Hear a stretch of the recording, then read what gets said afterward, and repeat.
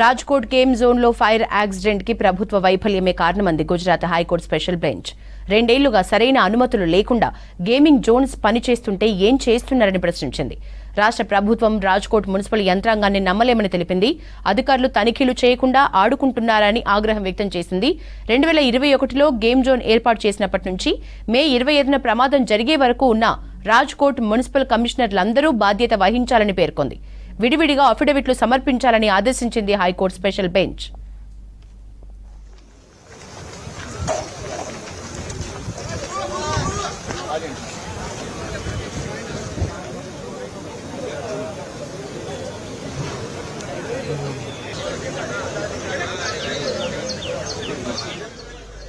Rajkot game జోన్లో fire accident కి ప్రభుత్వ వైఫల్యమే కారణమంది గుజరాత్ హైకోర్టు స్పెషల్ బెంచ్. 2 ఏళ్లుగా సరైన అనుమతులు లేకుండా గేమింగ్ జోన్స్ పనిచేస్తుంటే ఏం చేస్తున్నారని ప్రశ్నించింది.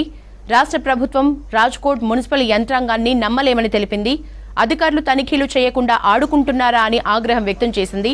2021లో గేమ్ జోన్ ఏర్పాటు చేసినప్పటి నుంచి మే 25న ప్రమాదం జరిగే వరకు ఉన్న రాజ్కోట్ మున్సిపల్ కమిషనర్లందరూ బాధ్యత వహించాలని పేర్కొంది.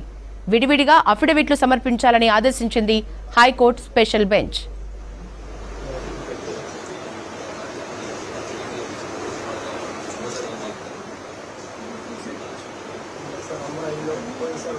પછી થોડાક લોકો આવ્યા છે બાકી ત્યાં રહી ગયા છે.